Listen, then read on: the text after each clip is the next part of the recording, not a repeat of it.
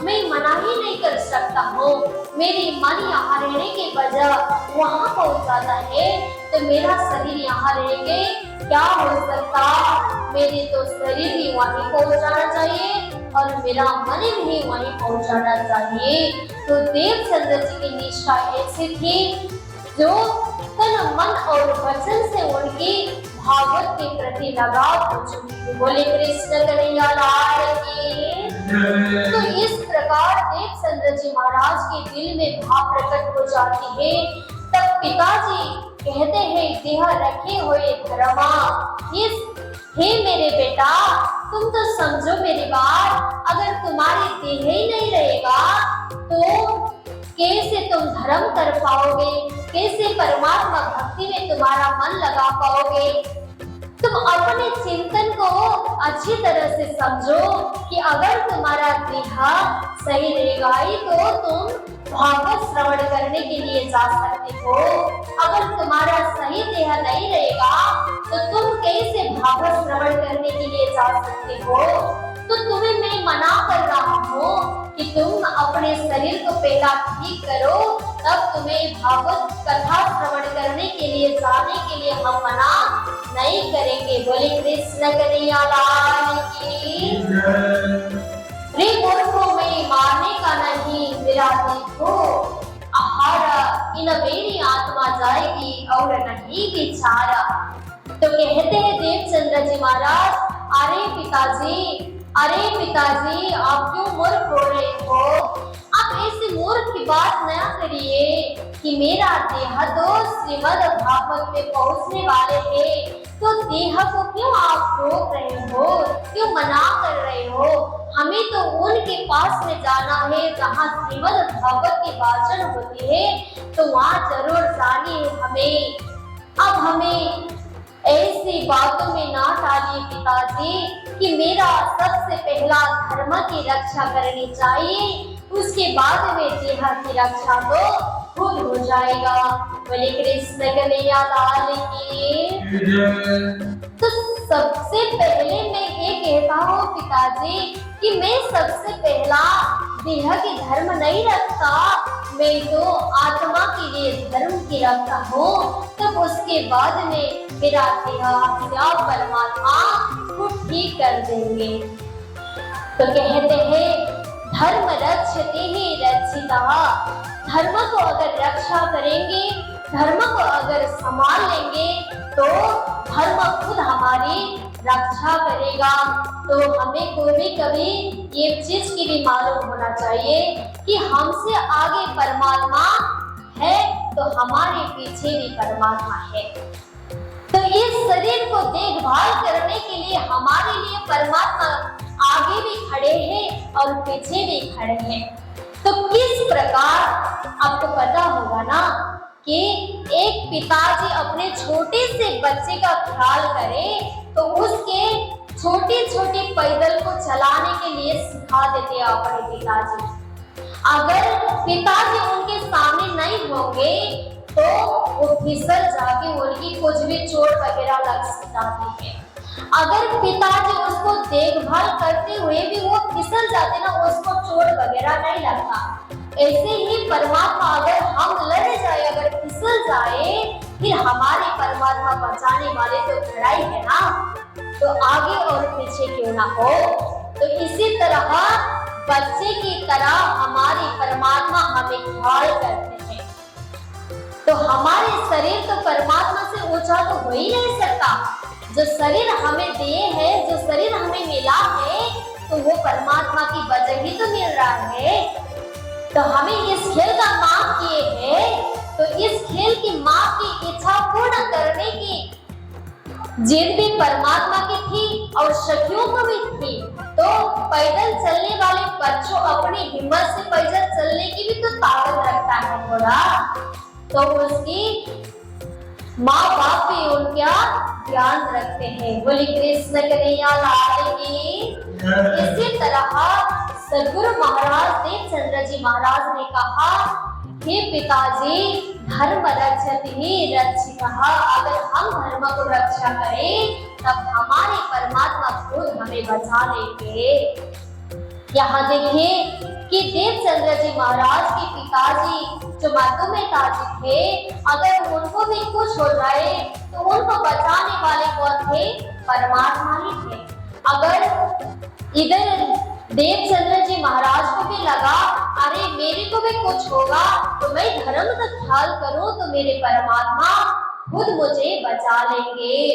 तो पिताजी से कहते हैं अरे मूर्ख क्यों बन रहे हो पिताजी, मेरा तो शरीर यहाँ रहते हुए भी मुझे परमात्मा के चरण में मेरा ध्यान लगा हुआ है, श्रीमद् भागवत की तरफ मेरा मन नहीं छूट रहा है, मेरा तन भी वहां से भागने वाले नहीं है, तो आप मुझे क्यों भी ऐसा विचार कर रहे हो कि आप मुझे क्यों बंद कर रहे हो। तो पिताजी को ऐसे बातों से देवचंद्र जी महाराज कहते हैं, फिर भी देवचंद्र जी महाराज के पिताजी कहते हैं नहीं, तुम जो भी कहो जितनी बार हमें कहो हम मानने वाले नहीं है देवचंद्रा, यहाँ बात तुम्हारी तबीयत की खराब है, अगर तुम ही नहीं रहोगे तो हम क्या करेंगे, अगर तुम ही नहीं रहोगे तो हमारे पिता कहाँ ढूंढने के लिए हम जाए, तो आप यहाँ रहते हुए हमें आपकी ख्याल करना चाहिए, तुम्हारे ख्याल अगर हम नहीं करेंगे तो और कौन करेगा। तो इस प्रकार वहाँ माता पिताजी और अपने संतान के बीच में ऐसी बात लड़ी रही हुई है। तो उस बात में न पिताजी की बात सुनवाई होती है, न ही तो माता जी की बात सुनाई दे रही है देवचंद्र जी महाराज को। उनकी केवल दिल में परमात्मा की सानिध्यता की बात आती है, तब श्रीमद् भागवत की चर्चा की बात उन्हें सुनाई दे रहा है। उनकी तन मन जो भी है जहाँ पर भी है उन्हें तो श्रीमद् भागवत में उनका ध्यान समर्पित हो गया है। तो यहाँ अपने श्रीमती जो लीलबाई जी है वो लीलबाई के मन में भी लगता है कि मेरे पतिदेव क्यों इतना झेल कर रहे हैं कि माता पिता तो उन्हीं के तबीयत की ख्याल तो कर रहे हैं ना, मेरे अपने पति की ऐसे देखभाल करने वाले माता पिताजी की बात में मेरे पति नहीं सुन रहे हैं, इनके मन में भी ऐसा लगने लगता है। फिर भी देवचंद्र जी महाराज अब अपने बिस्तर से खड़े हो जाते हैं। जब बिस्तर से खड़े हो जाते हैं तो पूरी तरह फेटा ऊपर सिर में बांध देते हैं, तो एक लट्ठे के सहारा से अब वो चलने लग जाए। तब उस समय फिर पिताजी ने कहा तुम्हें आपको बाहर जाने नहीं देंगे, तुम्हें बाहर भेजने की हमें कोई जरूरत नहीं है, तुम आज जो कुछ भी करनी है तुम्हें यहीं रहना है, तुम यहीं बिस्तर में आराम करो, अपने शरीर की तबीयत की ख्याल तो करो थोड़ा। तब इतना कहने के बाद भी तुम्हें सुनाई नहीं दे रहा है, तब पिताजी ने आप देवचंद्र जी महाराज की दरवाजा बंद कर देते हैं। जब दरवाजा बंद कर देते हैं तब लगता है कि मेरे पिताजी ने मुझे बहुत अन्याय किए कि मेरे इतना कहने के पर भी मेरे पिताजी मेरी बात नहीं सुनते थे। जब अब कहने लगे तो उनके मन में इतनी खटपट होने लगी, पूरा मूर्छा उन्हें बेहोश होना पड़ा। तब वहीं गिर जाते हैं देवचंद्र जी महाराज। तब पिताजी तो दरवाजा बंद करके थोड़ी दूर उनके काम में चले गए। तब अपनी पत्नी और अपने माताजी बाहर दरवाजा की खिड़की से देखते हैं, तब तो देवचंद्र जी महाराज तो मूर्छा हो रहे हैं।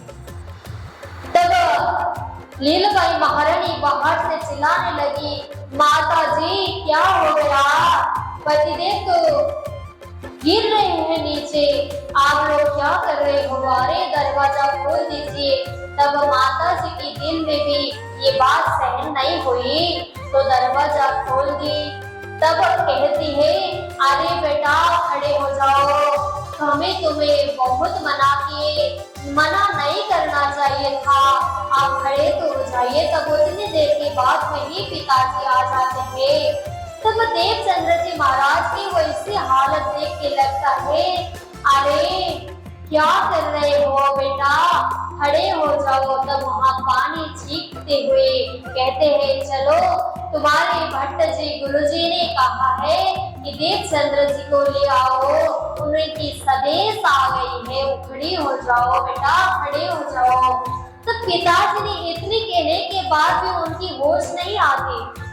तब 2-3 घंटे के बाद में उनकी होश आने लगती है। तब कहते हैं तो थोड़ी देर आराम करके पिताजी ने सोच लिए कि मैं ही खुद इनको ले जाऊं। अगर इनकी तबीयत यहाँ खराब हो रही, अगर ये उनकी कथा के बिना मूर्छा पड़ रहे हैं तो यहाँ रखने को ठीक नहीं होगा। जो चाहेंगे भला परमात्मा ही चाहे, हम तो इनको ले ही जाएंगे। बोले कृष्ण कन्हैया लाल की।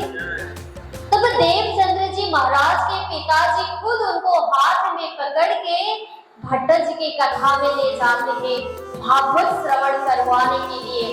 तब उस समय कृष्ण जी के पास में जाते हैं श्याम मंदिर में। तो कृष्ण जी श्याम सुंदर मंदिर में जाके पिताजी भी बैठने लगे और अपने बेटा भी वहां बैठ गए। तब भट्ट जी ने पूछे कि अरे आज क्यों देरी हो गया, अरे आप भी तो साथ में आए हैं। तब पिताजी ने कहा अरे गुरुदेव आज मेरे बेटा का तबीयत खराब था, तबीयत सही नहीं था, फिर भी उन्होंने कथा में आने के लिए बहुत क्या किया, जिद किया, इसलिए उनको हमें ले आना पड़ा।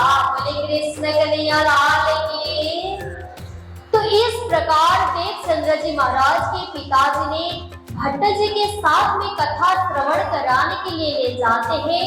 तो उस समय मधुमिता को लगता है अरे मेरे बेटा तो श्रीमद् भागवत की श्रवण करते हैं, तो मैं इनके साथ में रह के क्या करूं, मुझे तो कुछ समझ में नहीं आएगा।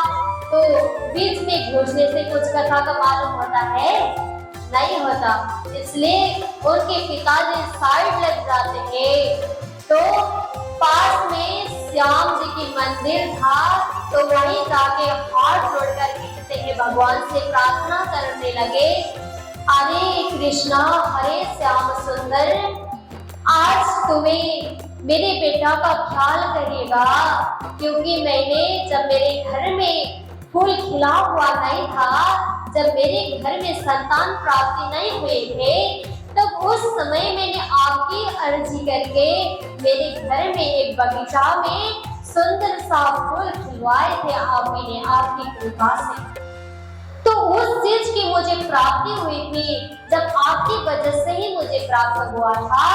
तो आज मैं आपको ही समर्पित करने आया हूँ। आज जो कुछ भी है आपके लिए ही है, मैं आपके चरण में ही मेरा बेटा को समर्पित करने आया हूँ। तो कृष्ण जी से कहने लगे, श्री कृष्ण परमस्तु, मैं आपके ही चरण में मेरा बेटा का समर्पित कर रहा हूँ। अब मैं कुछ भी जिम्मेदार नहीं हूँ, जो कुछ भी है उनकी देखभाल करने में आपकी जिम्मेदारी है। जो कुछ करना है परमात्मा आप ही कर दीजिए। मैंने तो आपके चरण में जब उनकी जन्म हुई थी तब से ही आपसे ही मांगे थे, तो अभी भी मैं आपके चरण में उनका समर्पित कर रहा हूँ। बोले कृष्ण कन्हैया लाल की, सद्गुरु महाराज की।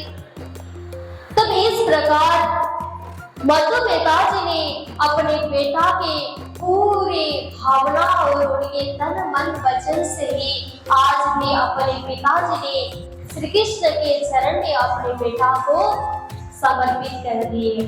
तब इस प्रकार अपनी रक्षा हेतु तो पिताजी कुछ कर ही नहीं पाए, इसलिए अब राज श्यामा जी अगर भगवान श्री कृष्ण के चरण में उन्होंने अपने बेटा को रक्षा के लिए अब वंदना करने लगे। अब उनकी देखभाल भी आप ही करिएगा। तो वैद्य जी ने कहा था कि इनको बाहर जाने से तबीयत और गलत हो जाएगा, इनकी शरीर रहेगा और टिकेगा भी नहीं, वो भी पता नहीं है हमें। जो कुछ है वो आपके ही समर्पित हो गए, अब हम कुछ ना जाने। इस प्रकार पिताजी ने वहां वंदना करके आप घर लौट जाते हैं। तब भगवान श्री कृष्ण की कथा में, श्रीमद् भागवत की कथा में देवचंद्र जी महाराज बैठे थे। तब तब भट्ट जी ने कहा, अरे अगर तुम्हारी तबीयत खराब होती तो हमें घर बुला लेते। तब देवचंद्र जी महाराज ने कहा, अरे गुरुदेव, हमारे जहाँ कथा श्रवण की करने के आसन है वहाँ पर बैठने में अलग सी अनुभूति होती है। जहाँ घर पर हम कथा श्रवण करें तो अलग से आनंद मिलती है। इसलिए हमें यहाँ जहाँ कथा स्थल की कथा होती है यहीं बैठकर हमें कथा श्रवण करनी चाहिए। यहाँ के आनंद जो है वो घर में नहीं मिलता। इस प्रकार देवचंद्र जी महाराज ने बात को ऐसी बता देती थी। जब मन में लगता है अरे तो ठीक हो गया, अब देवचंद्र जी महाराज कथा श्रवण करते हैं, तो उस समय उनके शरीर में ऐसी जोश भरा हुआ होता है। पहले जैसे तबीयत ठीक था, कुछ बिगड़ा हुआ नहीं था, उसी प्रकार उनकी तबीयत सही होगा। अब कथा तो श्रवण किए है ना, जब जैसे उनकी तबीयत पहले सही और ठीक था, उसी प्रकार जब भागवत की कथा श्रवण किए, व्यास में भट्ट जी ने कथा श्रवण करवाए, तब उनकी शरीर ऐसी फूल की तरह हो गई। तब मन में भी पहले जैसे तबीयत खराब था वैसा भी हट गया। पूरी तरह कथा श्रवण करने के बाद में पूरी तरह अच्छी तबीयत बनी। तब उनको कथा श्रवण करने आने में भी कोई दिक्कत नहीं हुई। जब घर लौट जाते हैं तब माता जी के साथ में कहते हैं, माता जी मुझे थोड़ी भूख लगी है, तब तुम कुछ खिलाइए हमें। तब माता जी ने थोड़ी सी दाल लाके उन्हें खिलाती है। तब उन्होंने थोड़ी सी खिचड़ी मंगवाते हैं अपने माता जी से। तब तबीयत खराब होने के वजह देवचंद्र जी महाराज ने भी यहाँ खिचड़ी मंगा के थोड़ा सा खाए थे। अपनी तबीयत तो सही था, फिर भी थोड़ी सी खाने से और ज्यादा आराम मिल जाता। तब माता पिता के मन में भी लगा तो बेटा जब कथा श्रवण कर रहे हैं उनकी तबीयत भी सही रह रहा है। तब 3 10 15 हुए, कथा सुनते हैं काना, कहाँ आए दीदार दिया तुमको मेरी है पहचान। जब उस दिन 10-15 दिन व्यतीत होने लगा और रोज रोज कथा श्रवण करने देवचंद्र जी महाराज आते थे, कथा में श्रवण करते घर वापस लौट रहे थे। जैसे पहला निष्ठावन से बांके बिहारी जी की वस्त्र की सेवा होती थी, देवचंद्र जी महाराज ने पधरावनी किए थे, उसी प्रकार श्रद्धा और भक्ति निष्ठा वैसे था। कोई कुछ गड़बड़ नहीं था सेवा में। अपने माता पिता की सेवा महारानी लीलवाई ने देखभाल करते थे। तब यहाँ देवचंद्र जी महाराज के मन में लगने लगा, अब मेरा निष्ठा तो 15 वर्ष तक होने लगा। तो उस प्रकार देवचंद्र जी महाराज अपने श्रीमद् भागवत की तरफ रोज प्रतिदिन श्रीमद् कथा में जाते थे। संवत 16 अधिक सप्तम अष्टम पारा कृष्ण पक्ष अश्विन सही रीता तिथि इतवार। तो इस प्रकार देवचंद्र जी महाराज अब यहाँ कथा श्रवण करने के लिए आए हुए थे। तब वहाँ भट्ट जी के पास में रहते होते, उस समय वहाँ पूरा पवन चलने लगता है, पूरा हवा पूरी काला सा हो जाता है, पूरा आकाश काला पड़ जाता है, जैसा बारिश होने की मौसम पूरी चलने की कैसा वेग आता है ना, उसी प्रकार वहाँ वेग लगने लगती है।